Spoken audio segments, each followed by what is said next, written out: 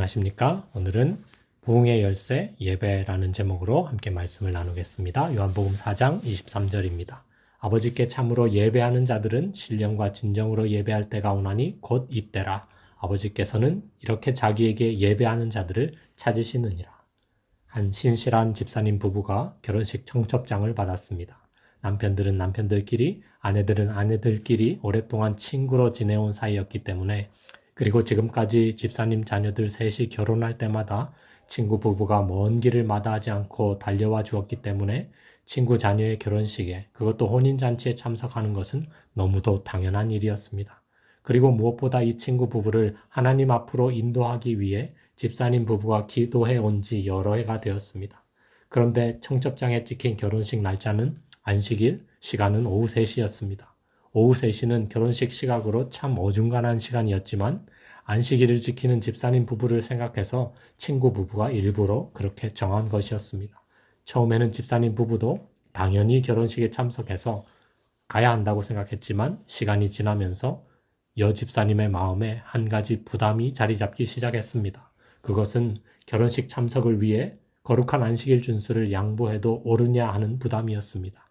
안식일 아침에 출발해서 근처 교회에서 예배를 드리고 결혼식에 참석할 수도 있고, 다니는 교회에서 예배를 마치자마자 출발해서 결혼식 시간에 도착할 수는 있겠지만 어느 경우에나 안식일을 거룩히 지키라 하신 계명에는 어긋난다는 생각이 들었습니다. 게다가 결혼식 자체가 하나님께 예배 드리는 것이 아니기 때문에 하나님께서 거룩하게 구별하신 날에 있어야 할 자리가 아니라는 부담이 점점 더 커졌습니다. 그리고 그렇게 하는 것이 하나님께로 인도해야 할 친구 부부에게 바른 신앙을 보여주는 것인가 하는 염려가 마음 깊이 자리 잡았습니다. 마침내 여집사님은 결혼식에 참석하지 않기로 결심하고 남편에게 그 사실을 말했습니다. 남편은 불같이 화를 내며 벌쩍 뛰었습니다. 사람이 어떻게 그럴 수 있느냐? 지금까지 그 친구가 우리에게 한 것을 생각해봐라. 그것이 양심적이고 예의 바른 신앙이냐?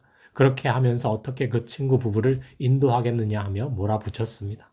그래서 큰 싸움이 일어났습니다. 하지만 여집사님은 물러서지 않았고 혼자서라도 가겠다던 남편도 아내의 고집을 더 이상 감당하지 못했습니다.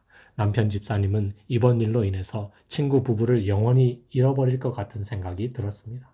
그런데 그로부터 6개월 후에 친구 부부가 침례를 받고 재림 성도가 되었습니다. 그들 부부가 재림 신앙을 선택하게 된 결정적인 동기가 큰 감동이었습니다.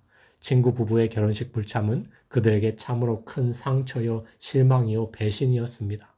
결혼식 후에 찾아와서 이런저런 얘기를 했지만 모두 변명과 핑계로밖에 들리지 않았습니다. 이제는 이렇게 지독한 사람들과는 관계를 끝내야겠다는 생각까지 들었습니다. 하지만 그때부터 이 부부의 마음속에 대체 안식일이 뭐길래 하는 의문이 자리 잡았습니다. 좋은 건 아니지만 알아는 봐야겠다는 생각이 들었습니다. 그래서 집사님 부부를 다시 집으로 불렀습니다. 몇 차례에 걸쳐 함께 먹고 자고 하면서 성경을 공부했고 마침내 재림 성도가 되었습니다.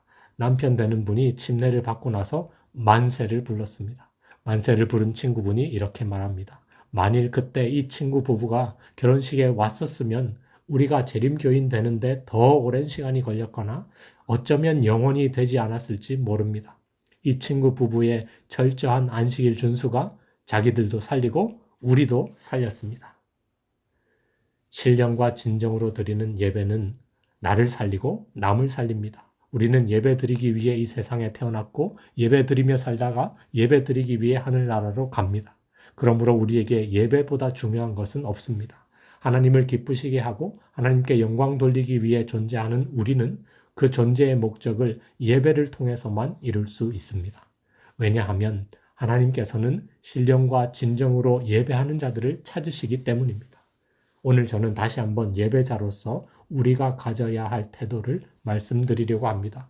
뜨겁고 살아있는 예배를 드리는 교회, 예배로 부흥하는 교회, 예배로 하나님께서 주신 목적을 이루는 교회가 되기 위해 우리는 이렇게 해야 합니다. 첫째, 예배 최우선의 삶을 살아야 합니다. 아기 예수를 찾아와 경배하고 예물을 바치고 돌아간 동방 박사들은 예배 최우선의 삶을 우리에게 말해주고 있습니다. 그들은 이방인이었고 귀족이었고 교육받은 사람들이었으며 부유한 계층에 속했습니다. 그러나 그들이 하나님의 말씀을 연구한 결과 메시아의 탄생에 대한 예언을 깨닫게 되었고 마침내 예루살렘을 향해 길을 떠났습니다. 그들이 얼마나 먼 거리를 얼마나 걸려 여행했는지를 정확히 알 수 없지만 별의 인도를 받기 위해서는 밤에만 여행을 했다고 한다면 아마도 몇 달이 걸리는 길고도 험한 여행이었을 것입니다. 그들이 소중히 여기는 것들을 뒤로하고 예배 드리기 위해 길을 떠났으며 마침내 사람으로 오신 하나님 앞에 꿇어 경배함으로 그 아름다운 믿음이 성경에 기록되어 있습니다. 동방박사들의 경배는 우리에게 예배 최우선의 삶을 말해주고 있습니다. 예배보다 더 급한 일도 없고 예배보다 더 중요한 일도 없습니다. 그들에게 소중한 것들을 예배보다 귀하게 여겼다면 결코 여행을 떠날 수 없었을 것입니다.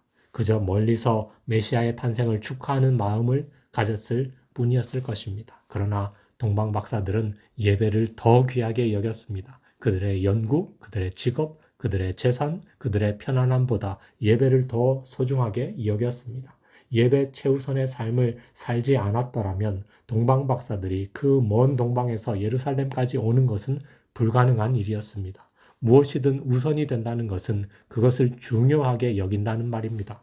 예배를 가장 중요하게 여길 때에만 예배 최우선의 삶을 살 수 있습니다. 예배 앞에서 생각이 복잡하고 갈등이 일어나는 까닭은 아직 예배보다 더 중요한 무엇이 있기 때문입니다. 동방 박사들로부터 예배 최우선의 삶을 배우게 되어야 하는 것입니다.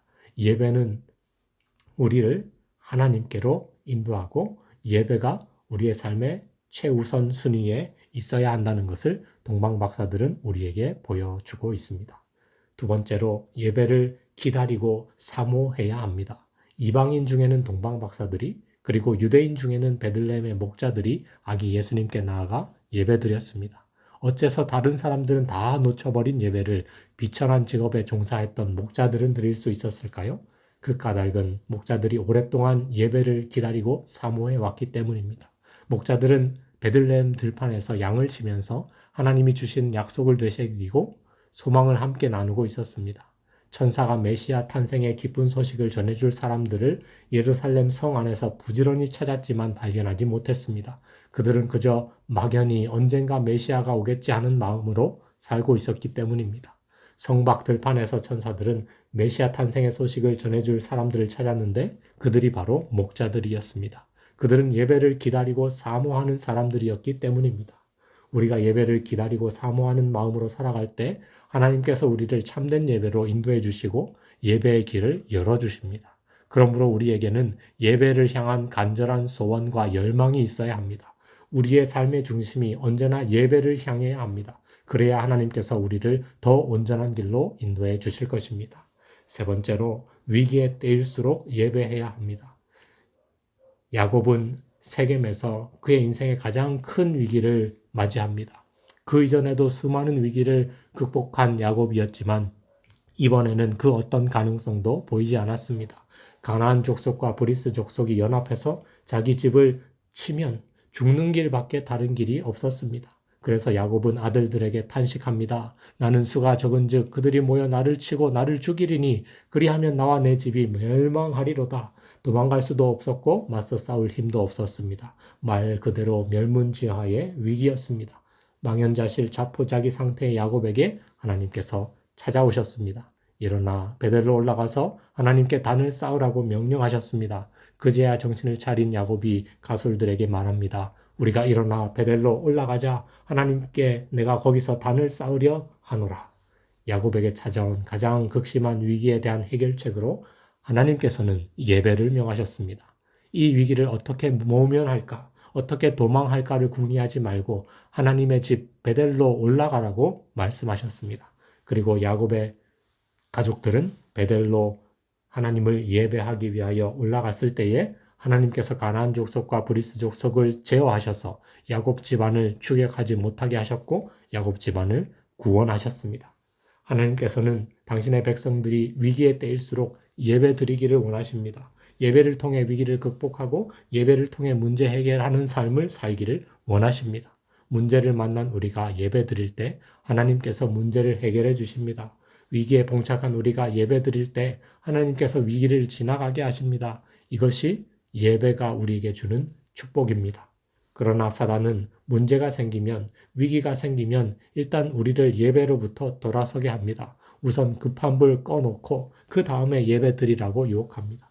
부부 싸움하고 무슨 예배냐? 애가 집 나갔는데 무슨 예배냐? 사업이 망해가는데 무슨 예배냐? 죽을 병 걸렸는데 무슨 예배냐? 그렇게 유혹합니다. 그리고 하나님의 자녀들은 이러한 사단의 유혹에 잘도 넘어갑니다. 그래서 무슨 일만 생기면 예배 빠지는 것을 당연하게 생각합니다. 하지만 이것은 참으로 심각한 문제입니다. 우리가 예배로부터 멀어지면 멀어질수록 하나님께서 우리의 문제, 우리의 위기를 해결하실 기회도 멀어지기 때문입니다. 불신자들은 문제가 생기고 위기가 찾아오면 무당을 찾고 조상님을 찾고 점쟁이를 찾아갑니다. 그런데 하나님의 백성들은 문제가 생기고 위기가 닥치면 하나님으로부터 멀어질 생각부터 하는 것입니다. 예배에 나오지 않는 것이 바로 그것입니다. 참으로 이해하기 어려운 일입니다. 위기의 때일수록 예배하십시오. 예배로 문제를 해결하는 하늘 백성으로 살게 되시기를 간절히 소망합니다. 예배는 성숙입니다. 하나님의 명령에 순종하면 반드시 우리에게 복이 주어집니다. 이것은 하나님이 정해 놓으신 법칙이기 때문에 절대로 깨어지거나 취소되지 않습니다. 그러므로 성도들이 함께 모이는 회중 예배에 참석하지 않으면서 영적으로 성숙하는 사람은 이 세상 어디에도 없습니다. 아무리 잘 타는 숯불이라도 하나씩 떼어 놓으면 금방 열을 잃고 꺼지고 맙니다. 마찬가지로 하나님의 백성들은 서로 모여 예배할 때 하나님이 공급하시는 힘과 능력을 얻습니다. 우리는 예배를 통해 교제해야 하며 예배로 하나가 되어야 합니다. 예배를 통해 우리는 서로의 신앙에 열을 공급해 주는 것입니다. 예배는 부흥입니다. 영적이며 생산적인 힘을 모으는 데서 나옵니다. 부흥이 무엇입니까? 신령과 진정으로 하나님께 예배하는 사람들이 많아지는 것입니다. 구원 얻는 사람들이 늘어나는 것입니다. 결국 예배 부흥이 교회의 부흥입니다. 교회의 부흥을 위해 기도하는 여러분이 해야 할 첫째 일은 예배에 참석하는 것입니다. 우리는 예배에 참석함으로 하나님을 기쁘시게 하며 성도들을 격려합니다. 예배에 참석하는 형제 자매들을 바라볼 때 우리의 마음은 하나님께 감사와 찬송을 돌리게 되며 그 결과 부흥을 경험하게 되는 것입니다. 우리 교회의 부흥을 원하십니까? 부흥을 위해 무엇을 해야 할지 모르시겠습니까? 여러분, 예배 잘 드리게 되시기를 바랍니다. 그것이 가장 기초적이며 가장 중요한 일이라는 사실을 기억하시고 예배로 부흥을 경험하시는 우리 모두가 되시기를 간절히 소망합니다.